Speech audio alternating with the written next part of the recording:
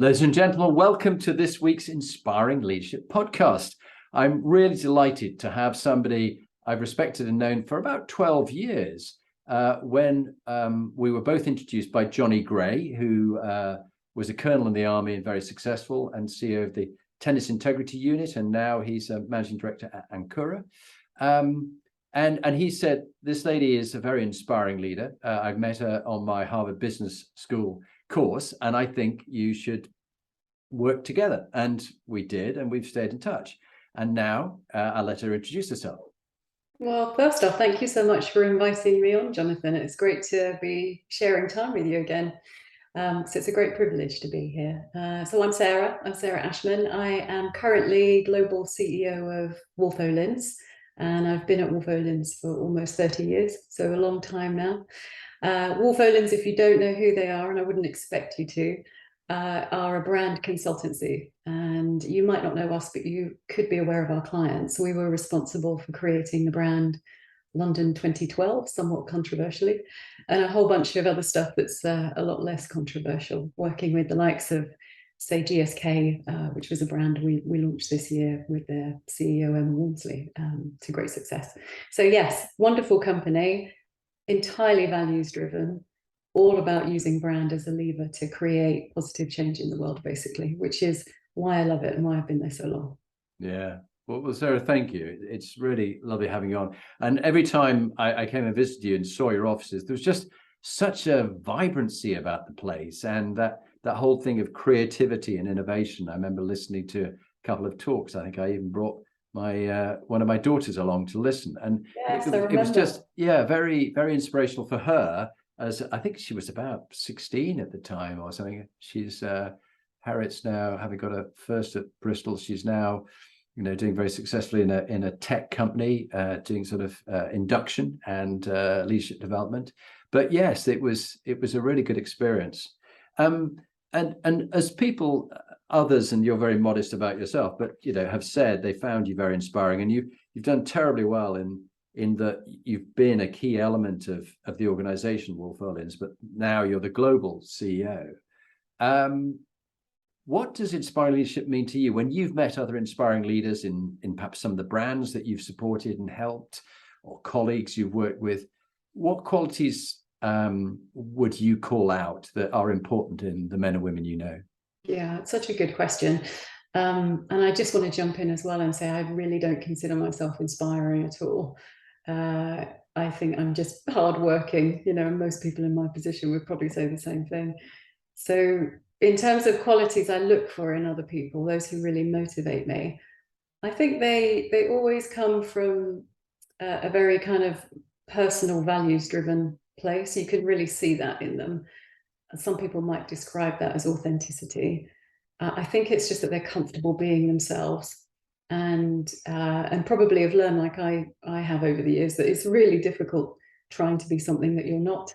And so they've leaned into who they are, and they've found a way of making that work for them in whatever role they're in. And they know where their line is in terms of how they like to operate and what they believe in, and where they won't cross that line. I have a deep, deep, profound respect for people who know that about themselves and display it in how they deal with you. So that means a lot to me. So I like people who are very upfront, transparent, kind-hearted, straightforward to deal with, have a sense of humor about them, are very personal and are very grounded and down to earth. And then, of course, it's always fabulous being surrounded by people who are very visionary and creative and, have these kind of bright ideas and sparks. But that's where I think teamwork probably comes in. I wouldn't expect one person to be all of those things. It's just impossible, which is why I go back to this sense of people knowing who they are and embodying that to the best of their ability, rather than trying to be something they're not. Yeah, I think, wasn't it, it's better to be a first-class version of yourself than a second-class version of somebody else. Yes. And it was Oscar Wilde who said, "Be yourself. Everybody else is taken." Yeah, exactly. I do completely commend that viewpoint. Thank you. The next thing I'm always interested in is people's life journeys and the highs and lows. And people often think, when I've been through this crisis or this good time, then I'll get on with life. But actually, in those transitions, we have most of our life and most of the experiences. And everybody's had different upbringings and challenges as they get through their lives that has shaped the leader they are today. So I just wonder, and you don't have to go into any specifics, but just in your life, the events and the people who've shaped you to be the leader you are today, would you call out some of those moments and those people? Mm. I'm really fortunate in that I have so many to choose from. And actually, if I think about my upbringing, which was kind of wonderful and definitely a bit weird, I think I learned an awful lot. I had a sort of accelerated learning period, and I'll explain a bit more about what I mean, in that I spent the very early years of my childhood living abroad, and that gave me exposure to lots of different types of cultures and lots of different types of people. And because my mother was quite nomadic and very adventurous, and it was just the two of us for quite some time, I just had this kind of wonderful sense of the world being so much bigger than it might have been otherwise. And it was an absolute gift. And I spent a lot of time around adults, and I was sort of treated a bit like an adult, which also kind of accelerated my learning in a lot of different ways. And so I had that wonderful experience. And then when I moved back to the UK, because I'd had this kind of adventure and always been the outsider and always been very different, it was then very interesting and challenging trying to make the transition into conforming into something that was very structured. Like going to school was very difficult for me because I'd had such a free existence before. And starting to recognize the sort of social structures that you have to live by was very challenging, and I rebelled against it a great deal at first, and I didn't see the point of it, and I found it very difficult, and that led me to be quite mischievous in lots of different ways. But all through that time, I think it gave me a good appreciation of what it feels like to be an outsider, what it feels like to retain a strong sense of your own opinion and judgment on things and not feel like you have to follow the herd just for the sake of it, and a kind of appreciation of how you learn, and that going to school is not the same as getting an education necessarily. So it taught me lots of I felt like I was quite a well-rounded person from quite a young age because of the experiences I'd had, and because of the kind of interesting variety of people that my mum kind of created as a friendship circle. I never had to go through any uncomfortable moments understanding what it felt like to be from a different culture, or what it felt like to be gay, or she just had so many interesting people in her circle that the idea of diversity and how you make people feel comfortable and how you integrate, how you think about different things and have opinionated conversations together, and all of that stuff, and work stuff around a kitchen table, so that you can get your thinking to a better place and have fun doing it.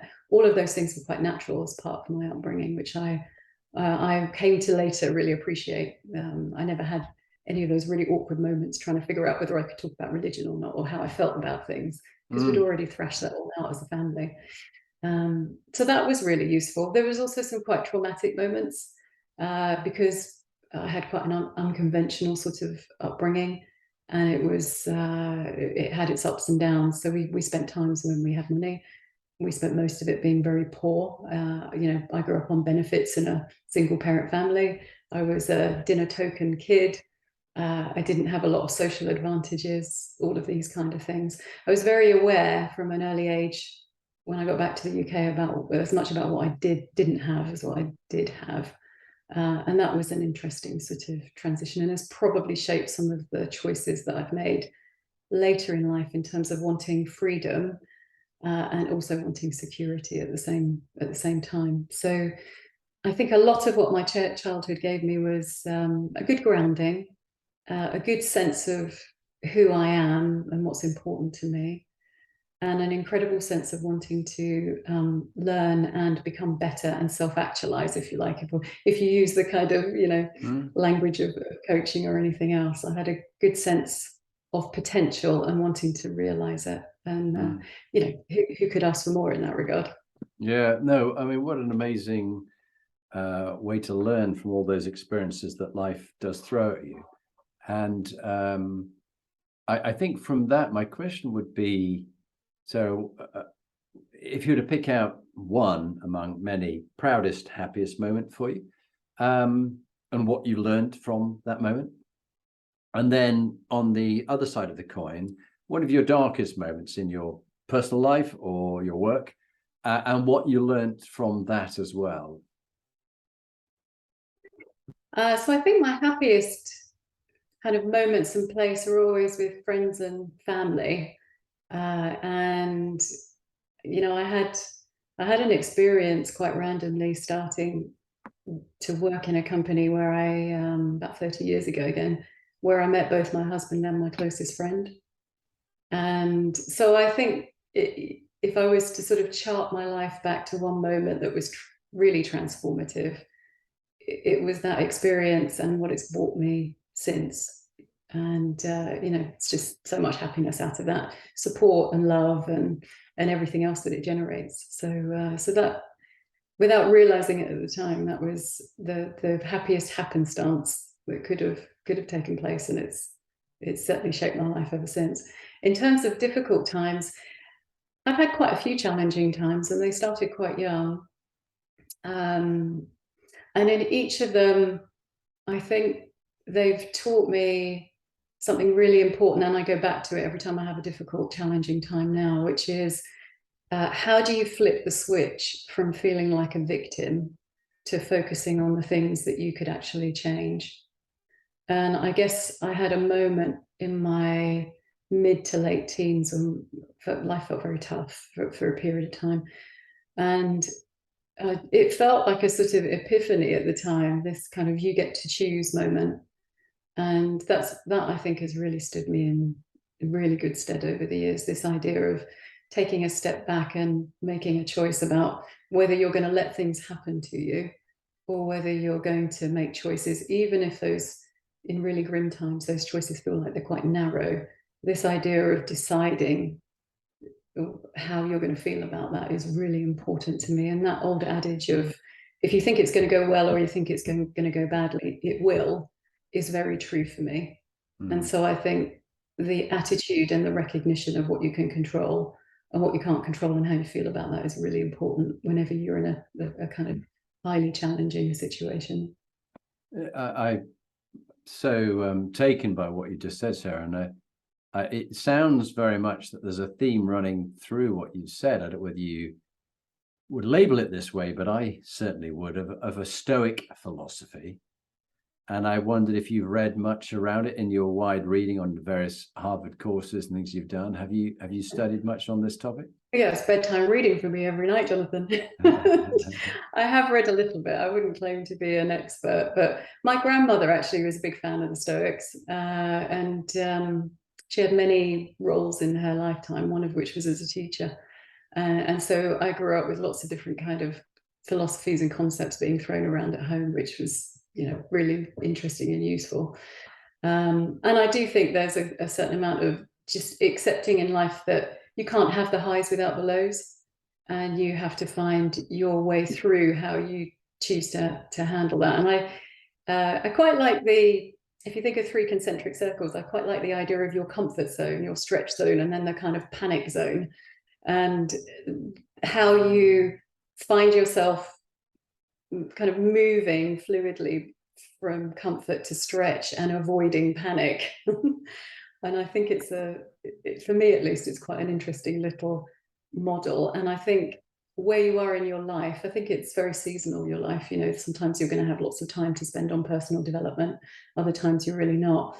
And I think sort of having a little model in your head of, I'm ready for a stretch, or life's ready to stretch me, I need to figure out, you know, how to get the most out of that, versus you can't sit in your comfort zone forever because amazing things don't happen in your comfort zone.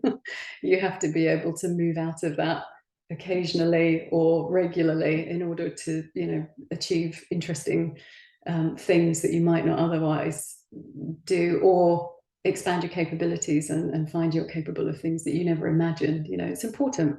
Yeah, well, I don't know whether we ever chatted about Time to Think by Nancy Klein, and her latest book is called The Promise That Changes Everything. I have tried to persuade her to come on the podcast because she's such an inspiration, but she's quite a modest lady and she prefers to write, and she's just dropped me a note back to say that she's working on her next book. But The Promise That Changes Everything, I Won't Interrupt You, is the name of her book. But Nancy taught me one model, which was beautifully put with an X and a Y graph and a 45-degree line between the two of them, because I'm quite visual like your husband. And that the Y graph going up the page is the challenges, different levels of challenges that you're facing in your life and your work. And the X graph along the bottom is your abilities to handle those challenges. So the 45-degree line is a nice boundary that anything below the 45, it's easily within your capabilities. It's not too stretching. Sometimes you're a bit bored, actually, because you're not really having that stretch zone you talked about. On the line, you're quite matched. You've really got the sweet spot of, that's my dog, sorry, the challenge you face and your abilities. Archie, come here. He's found something interesting to play with back there. Yeah, he has. Come here. Yeah, come here. We've got his girlfriend staying, and she's just getting used to the house, so she's just calling out and he's responding. Brilliant. And yeah, above the 45, that's the interesting area. It's where you're being stretched. So above and beyond, it's where you could fail. You've never done it before. You don't know what's going on, and that's the sort of area of growth. I don't know whether that resonates for you. Yeah, absolutely. And I mean, I enjoy learning so much, and sometimes it's handed to you. You have no choice, and other times you have to go out and initiate it, really, don't you? But life's very, gets very dull otherwise. Yeah, and what bit of advice would you give the young Sairah Ashman if you went back to yourself, age 16, in the DeLorean time machine, and you said, "Hey, look, I've gone to the future. I've just come back to tell you this matters. Don't worry about that." What bit of advice would you give yourself?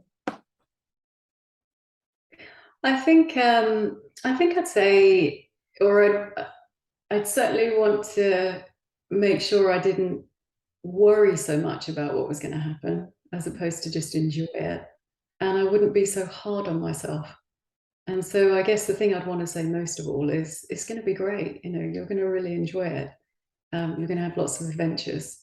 Some of it's going to be tough. Most of it's going to be great. And, don't worry so much and don't be hard on yourself.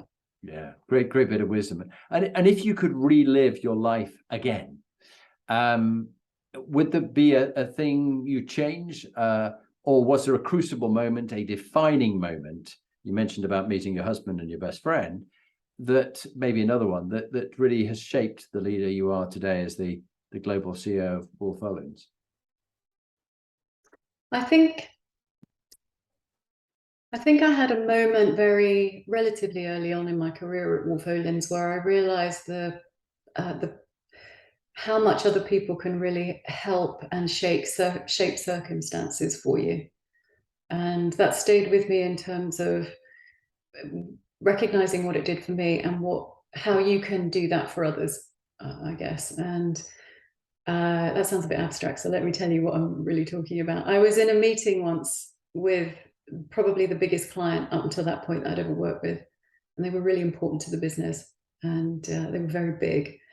And I was working with someone in the business who was very important for the first time, and getting to know him. Lovely, incredible guy called Doug Hamilton. And everyone treated him as if he could walk on water because he was so good at what he did and could transform, any job that he was involved in at the time, and was shaping the industry in lots of ways. And I was sitting in a meeting with him and with the client, and the client asked him a question, and he was so casual about it. And yes, I knew he was doing it really intentionally. He just kind of looked at them and said, "Well, I don't know why you're asking me, because I don't know anything about that." Sarah's the one who has all the knowledge here. You really need to be talking to her about that. I don't even need to be in the room. And it was done in such a sort of off the cuff, I didn't even need to think about this kind of a way, but it just showed for me an incredible appreciation of the situation I was in, the sponsorship that I needed at that moment, and the confidence that I needed to be able to operate with this particular client. And in that moment, it changed everything. You know, the client started to talk to me and engage with me about how we were working together in a way that they never would have done otherwise. And it would have been really easy for him to say, yeah, of course I can answer that. You know, I'm the reason that we're all here at the end of the day. So it was very generous, and it set me up and really made me remember, you know, it was a change in pathway for me, which is why it's a crucible moment. Yeah, that's lovely. I think it was the poem "Two Roads Divide in a Yellow Wood," and I took the one less traveled, and that's made all the difference. Lovely poem. Doug sounds really special man, and we're lucky to have these sort of mentors to us and help us, and they often have really memorable sense of integrity and moral question, which is why I want to go around the Inspiring Leadership Compass, the research that Lee and I did, our little top tips for inspiring leaders. But the moral questions, whether sort of the true north, the bit that's sadly missing, unfortunately, in too many politicians around the world, which we've seen only too well in the last few years. But for you, your true north, what makes you authentic, I'd be interested if there was, you know, 2 or 3 values and principles that you stick by that have really helped you. And what have you done when you've slipped off from those values and you need to bring yourself back on again? So I think the first one would be around staying very grounded. I never want to forget where I've come from and lose appreciation for all the great things that are going on in my life. And especially the more senior you get, I think it can be quite easy to, your expectations, people treat you differently, and I think your expectations about how you should be treated can change. And I never want to be one of those people, as it were, who starts behaving, you know, too far from where I started. I think I'd be unhappy with myself. And so from a moral standpoint, if I ever veer off where I think that should be, that's a very unhappy place for me. And I'm really fortunate to have great people around me who don't mind calling a spade and don't mind calling me out. You know, I can't imagine ever being able to veer too far off that without someone knocking me back into shape very quickly. And I'm very grateful for that, because I think it's really important. And I'm very conscious of the fact that things are very ephemeral. You know, I'm not going to be global CEO forever, but I am going to be Sairah forever, and that really matters. So I think that's probably the most important one to me. And therefore how I treat other people is really important to me. And the kind of industry I've chosen and the business that I work in is entirely people driven, and I love that. That's why I'm drawn to it, because I think people are so important, and how you bring people together and convene people, and how you get things done together, and how you treat each other is super important. And having grown up the way I did with, you know, my mom was a hippie, so she's not in the least bit interested in what I do for a living and what my role is. She's very interested in how that's contributing to the world and how it's making people's lives better and how the people I work with interact. That's what I've grown up with. And so, you know, how you treat people around you and how you engage with people is super important to me. And if I felt I was, or anyone was good enough to tell me that I wasn't doing that in the right way, I'd want to snap back into what I consider to be the right behavior very, very quickly. Yeah. So those are the drivers for me. And they are incredibly powerful ones, and they're very subtly but significantly different from other CEOs and other leaders that I've had on the 235 episodes. And they will stay with me for a long time, particularly not forgetting where we've come from. I grew up in a caravan on the edge of a airfield because my parents couldn't afford to have a married quarter because they were marrying below the age at which you were considered to be the right age to get a naval quarter. And yeah, my mum brought three of us up on her own because my father was killed when I was 2.5, and we didn't have much money. I was called Stone Age Perks because they thought my clothes at school came from the Stone Age because they were passed down from about 5 other kids. Yeah. And I think I'm embarrassed to say at times I've sort of forgotten where I came from, particularly when I was working as the assistant to the head of the army. I almost thought I was something. What is it that saying? I always wanted to be something, but I realize now as I'm older, I should have been more specific.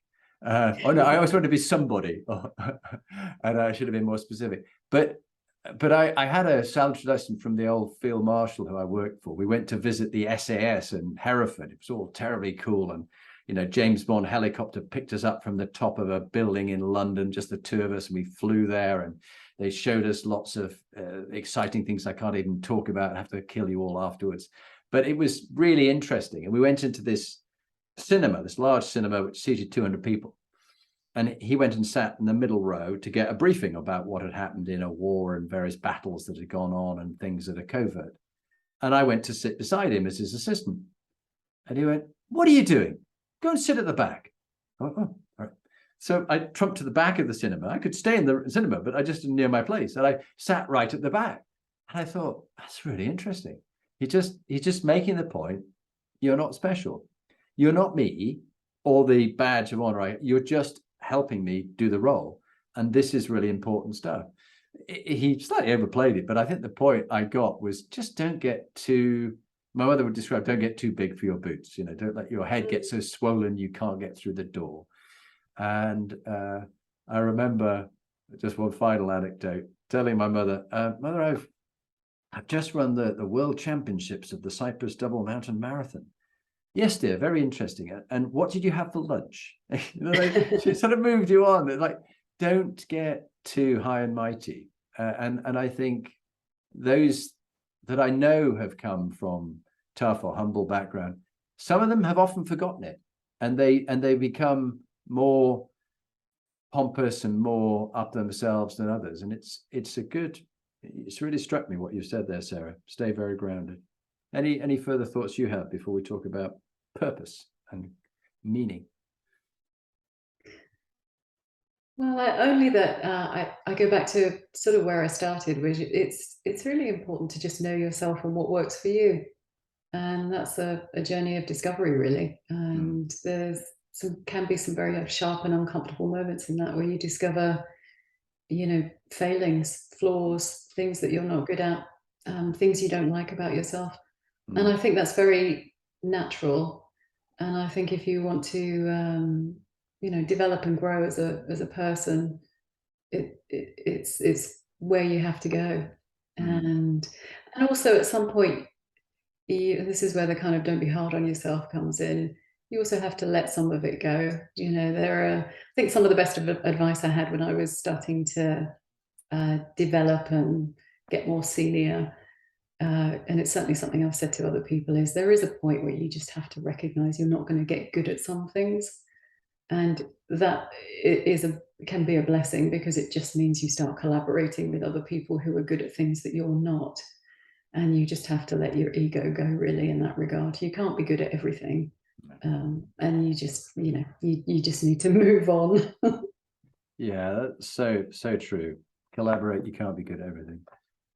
And then going on to purpose and meaning, they call it dharma, vocation, calling.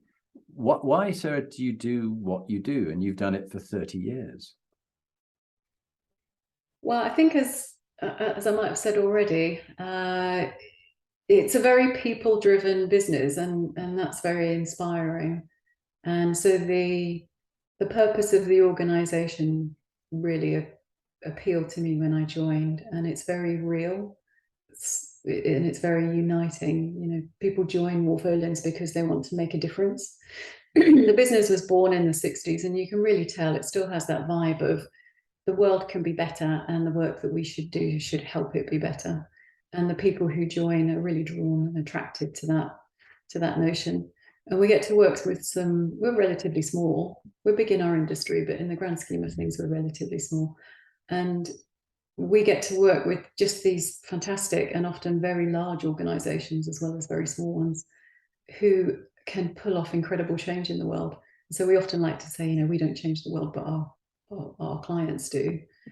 And we get to have like really deep and meaningful conversations with them about how their brand can help them do that. So for me, it's, you know, how do you affect the biggest change you can with the skills that you have, mobilizing all of the possibilities that you have, which is for us is our connecting our people with the right opportunities with our clients, and then seeing the outcome of that. And I mean, it's really hard not to be inspired by that and develop a very grand sense of purpose as a result of doing that day in and day out. Yeah.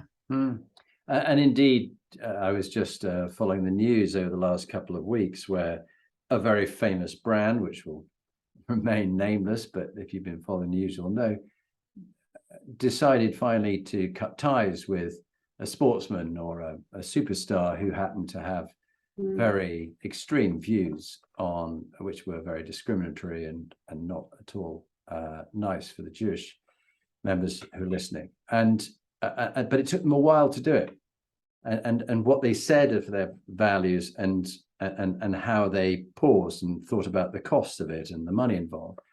I don't know whether you had a view on how you'd advise other clients, not that one, but other clients when they have this kind of challenge. Yeah, I certainly do. And we've had lots of conversations internally. We have lots of conversations with our clients, and I've seen a few of these, you know, lots of these situations come up.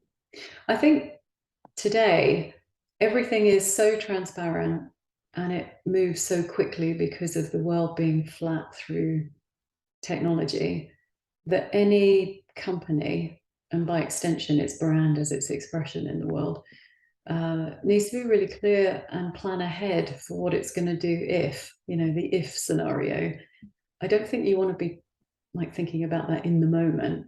I think that's something that you want to have scenario planned and have a point of view on, and one that flows directly from the values of your organization, so that it becomes really easy for you to act when the moment arrives. And I don't think it's something you outsource. So yes, you can work with other people in the world who help get your message out, but I think, you know, I think of businesses as being like people. You know, they're constructed like people. They're, you know, they need to know what their values are, and they need to know how they're going to be able to act. And you have to shorten the distance between how you feel you should act in the world and when and how you do it. And that's why I think being able to have planned beforehand and then just be able to put that plan into operation is so important. And I think the case you're talking about at the moment has been difficult because of the delay. And I think a lot of large organizations, because of the hierarchies and the structures and the legalities and the unpicking of some things, there's some very big deals there that will affect the profitability of a company that is listed on the stock exchange, for example.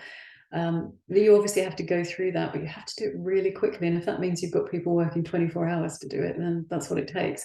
You can't afford to sit on the fence. It's a very uncomfortable place to be for too long. You have to get down, and you have to be very forceful about where your beliefs are, and you have to put them into action. Very well put. And I think someone once said to me, Professor Roger Steer, who works on ethics and integrity, and I'm just looking for his book on my shelf, but Roger, Ethicability is his book, Roger Steer. And there's this, he speaks about corporations, which are a legal identity. So they have an identity, but they have no heart and they have no soul. but we think of them as people, but actually they can be psychopathic, because that's what a psychopath's like. They have an identity, but no heart, no soul. And that's why organizations like Wolff Olins is so special, because you've given it heart and soul and identity, which is why people love working for you and with your organization, and your clients do. I know this from the 360 feedback you had all those time ago. But I think too many organizations become so big and so unwieldy that they are like the corporate psychopath, that they just have this legal identity, and legally you're entitled to this. This is what the law says, so we're going to do that. But like, where's the heart and soul of it? I don't know. Does that resonate at all for you? Yeah, and I think it's easy to become disassociated over time, you know. So I did a talk a few years ago. This is quite a tangent, but I was talking about AI and how technology could affect us in the future, and why we needed to be very thoughtful about the bias we're baking into technology and how that's sort of showing up on the other side of things. Something that lots of people are talking about now, but this is probably about 4 or 5 years ago. And I ended talking about the Eichmann trial, because it was a shocking period, and it's good to kind of latch onto something that makes something extreme to make a point sometimes. And I was very taken with this idea of how he would represent what he was doing, which was effectively operationalizing human destruction. It's, you know, I make the trains run on time. Well, those trains are taking people to concentration camps, versus how other people would imagine that. And my grandmother, when I was very young, introduced me to the Milgram experiments, which for lots of reasons probably never should have been conducted ethically, but they were. And they were trying to get at what makes people behave in ways that you just wouldn't expect them to. You know, any rational person would not make these decisions. And although organizations are not like that at all, thank goodness, I think it is easy for people to sleepwalk their way into making decisions that afterwards they would freely admit make no sense whatsoever. And I think if you become kind of institutionalized, if you see a lot of people behaving in ways around you that you think is the norm and you have to conform, if there's no freedom of expression to voice opinions, you know, these kind of things, I think you can end up in some really weird and dark places without anyone having said that that's what they wanted to do or set out to achieve that. It just happens. And then you have to unpick a whole lot of stuff very quickly. So I'm a big believer in leadership needing to be very thoughtful about the context they're setting. As Carl Heiselman, who was my CEO a few years back, he used to say, a fish rots from the head. And so leadership, you have to get it right from the top. And I really took that to heart at the time, and I think he was a good example of trying very hard to be that best kind of leader.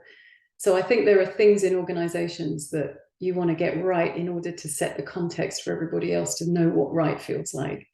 And then if you don't, you know, you can't really blame lots of people or the organization for bad things happening, because, you know, someone's got to give that some shape and direction and focus. That was a bit of a ramble, I'm afraid, Jonathan. No. It was a very interesting one. And being a TEDx speaker as you are and hosting big TEDx events, I can see why you're very popular. But you also managed to bring in the whole and also connections between things. So for me, I found that incredibly useful. Thank you. What about a slightly different one around the compass, which is health quotient? You know, many leadership models that you've studied at Harvard and elsewhere in your study cover many aspects of different things. They say this is what good leadership is. But we found when we were looking at what makes inspiring leaders and high-performing leaders and teams, that health quotient is very important. And we were talking about this perhaps some 10 years ago, where we were going, you know. But now, of course, everybody's talking about brain health, mental health. They talk about physical health, diet, nutrition, sleep. But in those days, you know, even 10 years ago, and certainly my days in the army, you know, sleep is for wimps. I sleep when I die. When I'm dead, I'll sleep then. And they never kind of got it. But what's your view on physical and mental health, and what tips work for you? I think it's super important. And I feel like, again, I had a good start in life. Along with my sister, we were both raised vegetarian. And there was a heavy accent on good things out, good things into your body means good things out, as it were, in terms of energy and everything else. So we were always encouraged to run about outside, eat healthily, interact with other people around us. So some of the basics, I think, of what's very sustaining and gives you good health. So I've always taken it very seriously.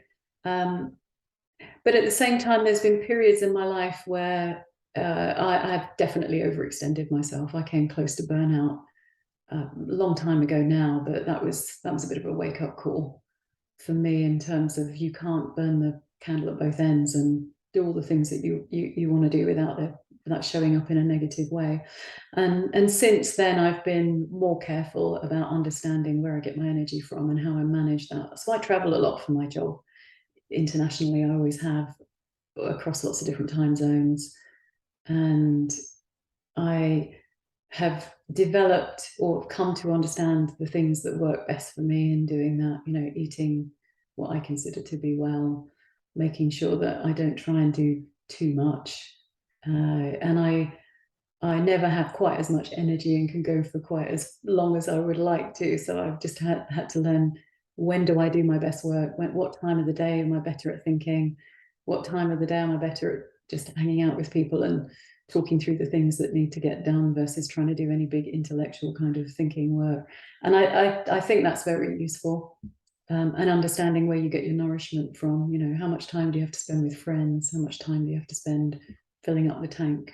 Just being inspired by the world and getting curious about the world. No, beautifully put. And it is really important to get that work-life integration, as well as we're in the energy business. The energy we put into ourselves and the way we manage our own energy is then how we can help others give discretionary life energy to clients and customers. Nothing worse than a burnt out person in a team trying to do that. The other thing is emotional intelligence, emotional and social intelligence. It's been obviously very popular for many years. IQ accounts for some 5% of our 6% of our success, whereas EQ is about 30% of our success, and the other components account for the rest of it around the compass. But how do you build your skills in rapport, listening, influence, and emotional intelligence, Sairah? Because you do make great connections with people. Trial and error. So I wouldn't claim to be an expert, but I think everything starts with listening, doesn't it? And trying to put yourself in someone else's shoes, and trying to put your own ego in the backseat, rather than, you hear this expression of it feels like when you're talking to some people, they're only looking at you, waiting for you to pause so they can jump in and say something, as opposed to kind of properly hearing you. So so I try and spend a lot of time creating a sort of atmosphere and temperature where it's okay to talk and for people to express an errant opinion, especially as I get sort of older and more senior, where the air gets a bit thinner and people like to tell you perhaps what they think you might want to hear rather than what you should hear. And then I try and listen very hard. And I think I've developed a nose over the years, especially as I have gotten senior, that when someone tells me there might be a bit of this going on somewhere, that actually means something's on fire. And when someone says, I'm feeling a little bit like this, actually means they're definitely feeling like that. And so when I say trial and error, I'm not kidding. It's like, literally like sensing your way around a conversation and trying to listen for the trigger words that mean something that perhaps you might have missed otherwise. And then beyond that, I think it's just trying to find points of connection. We've all been in situations, in rooms with people that trigger us in some way, or we just find it really hard to kind of find a point of connection. You always can, and there's always a reason, and it's not always you. Sometimes people just had an argument on the bus on the way in, and that's kind of colored how things are, or they're under pressures that you don't understand. So I feel just like having an appreciation of that is really useful in life for your own sanity as much as anything. Yeah, well, you remind me when people are saying they're feeling a little bit this or whatever it is. I'm reminded, firstly, of the late Chancellor of the Exchequer saying that things were a little bit bumpy or turbulent, whatever it was, which was the understatement of the year. And then in the Korean War, when the brigadier in charge of the British contingent, which had just been surrounded and swarmed over by about 1 million Chinese troops, told his American general, who he was reporting to, things are a bit sticky out here. And the American general didn't reinforce him at all because he thought it was just fine. It was just a bit sticky. What he didn't mean was it was just hell on earth and people were dying everywhere and they were completely overrun. So I think the understatement, as you say, you've got to cue into when you say, just tell me a bit more, what more? And out it comes. And when, you pass people, go, how are you? I'm fine. I'm not getting that you're fine. How are you really? Well, actually, my grandfather's just died and I was very close to him and I'm really feeling quite depressed. And as you say, it comes out later on, which takes me on nicely to CQ, collaborative, cognitive and cultural intelligence, which really decision-making, but yet also collectively. I think you talked about this, the importance of collaboration and collective work, because you can't do it all. You can't be good at everything. And the importance of diversity, equality and inclusion. And so I wondered how you've developed skills in this, and if you were to give one top tip, because sadly we can't talk all day, and I just wanted just a couple of tips now as we go down on each of these from your experience, Sarah.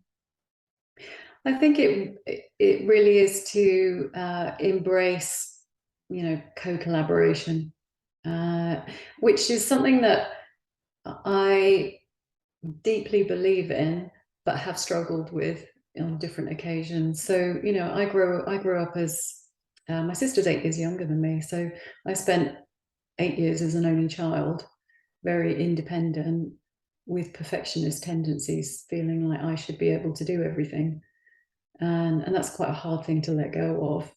And obviously, a lot of habits you form early on in life kind of stay with you for a long time.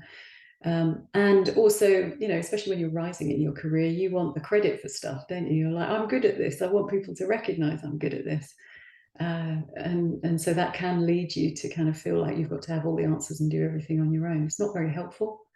And you can learn that the hard way. So I guess my advice would be learn how to collaborate well early on. It will stand you in good stead later. And you literally cannot get anything good done in this world unless you are collaborating. And it's for me at least, it's been a lifelong journey trying to figure out the best way of doing that. I wouldn't claim to be an expert. I'm sure the people that I work with would say I'm definitely not, but I try very hard to figure out how you get the dynamics of collaborating with people, right? And especially in my position, how you lead and give structure, but also give a lot of freedom and permission at the same time so that you're not holding things up. And so my own personal struggle is always trying not to be a bottleneck. And I know that continues to be a kind of point of work for me. So yeah, I think learning how to collaborate early on and getting good at it will undoubtedly accelerate your progress. Yeah, no, beautifully put, and great wisdom in that. And throughout your story, you've talked about, as we all face these challenges, what's your top tip on resilience, coping with adversity and setback, if you were to give one bit of wisdom to people listening? No, it will end. Nothing stays the same for forever, and certainly not for very long, perhaps longer than you want it to. There will always be another side, and the sun will always come out, and you will be stronger for it.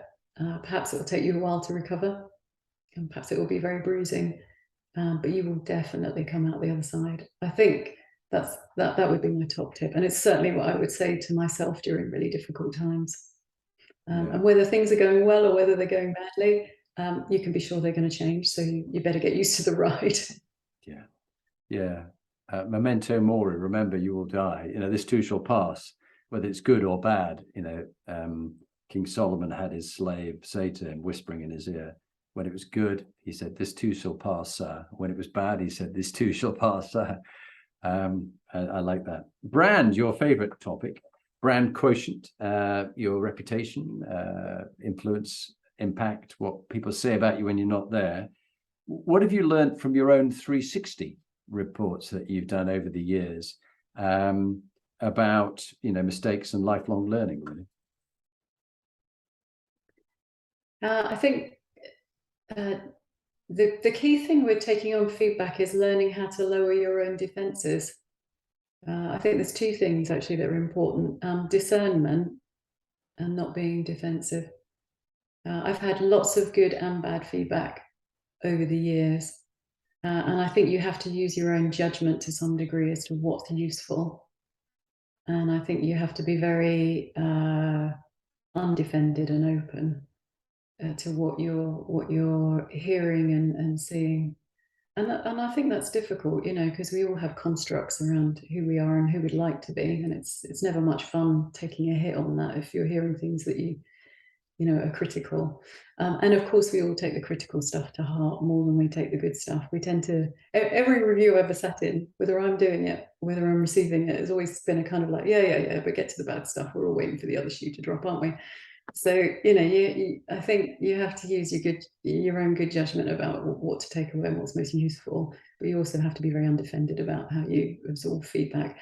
And you would hope that people giving it to you would do that in a way that makes it more comfortable for you to be able to do that. And then I think beyond that, the two things that are really important to me are congruity. Like there's got to be coherence between what you say you do and how you act, and shortening the gap between the two, again, is a bit of a lifelong commitment. And you've got to recognize you're not always going to get that right, and that's okay. You just have to be working on it.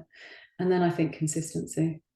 And especially if you're in a leadership position, I think the thing that really psychs people out and can be quite hurtful actually is if you are constantly bouncing around and they can't get a read on who you actually are and where your expectations are. And so I think you have to figure out the kind of right level of consistency to help everybody get on an even keel with what to expect from you. Yeah, no, that sort of stability rather than the excitable. This person's great, no, they're not, and this project's great, no, it's not anymore. Legacy, your legacy quotient, stewardship, leaving. As you say, you're not going to be the global CEO of Wolff Olins forever. What would you like your legacy to be? Leaving things better than you found it. How if you were to call out one thing that you think is important in leaving a legacy, what would it be? So I think in work terms, if I think in work terms rather than anything else, I joined a business that I held then and still hold in very high regard. I don't think there are many businesses that take their kind of social commitment as well as their commercial commitment quite so deeply and care so much and want to do the right thing by the people it serves. So having joined an organization that I believe to be like that, I want to make sure I hold that in trust for the next generation. And so it's really important to me that, when I'm not there anymore, people join an organization and feel the same, that this isn't, these are not people who say one thing and do another, or feel superficially about these things. They really care about the work they do and the meaning of it and how it can be useful, and they want to make a difference, and they want to relate to the clients that we work with as people in their own right, not as commercial objects, So these things are really important to me. So if I was going to leave a legacy, and I'm not important enough to leave some grandiose legacy, it's, I want it to be better than it was when I arrived and still have the same meaning and value for people who join after I do. That's lovely, and I would want to work in an organization like that. I mean, it's lovely. And within your organization, you have a number of teams. You lead an executive team. Over the 30 years, what's been your experience, both in your organization and organizations that you've done advice to about their brands and how they come across? A tip about turning a slightly toxic team into a high-performing team. What's your major bit of advice on that? Do you know, I think it would be impossible to narrow that down to one thing. I think it's a combination of a handful of things. So I think you have to create some collective sense of purpose. You have to give people a meaningful role in that, and you have to be generous in terms of thinking they can achieve within that. And then I am struck, it's the last point I go to with good reason, but I am struck by something that an HBS professor shared with me, which is sometimes to change people, you have to change people. And I think I've learned, possibly the hard way, that sometimes you literally just have to change the team itself in order to change the dynamic and get a better result. And you can't really get away with that you get away from that in some instances. And so you need to be prepared to act in order to construct the right complement of skills, the right complement of experiences, and the right sort of energy coming from different places to be able to achieve what you need to achieve. You need to assemble your super team really to make good stuff happen. And especially at an exec level, if you want other things to flow from that in the rest of the organization. Yeah, so very true. I do love that one. To change people, you have to change people. And I think you can try very hard, but after a while, sometimes they're not for changing, or you want to help them find their happiness elsewhere because it's just not the right combination here. Doesn't mean that they won't do very well elsewhere.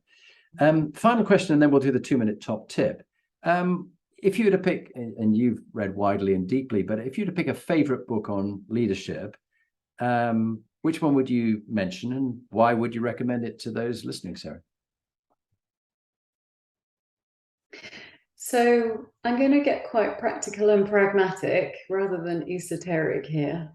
And I think for any new manager or leader, I would recommend The First 90 Days. Which just happens to be actually by Harvard Business School Press. And I think it's just a really good all-round practical guide to some of the things you're going to have to think about before you start a sort of leadership position. And it gives you a nice 360. Here's how to think about yourself, here's how to think about constructing a team, here's how to think about managing upwards, sideways, downwards, whatever way you want to talk about it.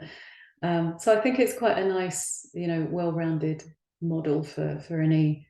You don't even have to be a new leader, into a new role. I think that's like super practical. Yeah. And then if I was to sort of think beyond that, I find the kind of philosophers, you talked about the Stoics, but I find reading widely and taking on board different kind of concepts super interesting. And I couldn't really pin that down to one thing, but it just gives you a different way of kind of feeling and looking at the world. And it's good to expand your horizons. So I encourage everyone to keep doing that. Yeah, I would agree that. And I also found it quite interesting just reading people's autobiographies or biographies. Very interesting, the lives that people have. And I think of General Colin Powell and his book, which called It Worked for Me in Leadership and Life, but it doesn't mean it works for everybody, as you said to me earlier. Okay, would you mind introducing yourself again and your organization and share with us your 2-minute top leadership tip, Sairah? Yeah, very happy to. So hello, I'm Sairah Ashman from Wolff Olins, global brand consultancy.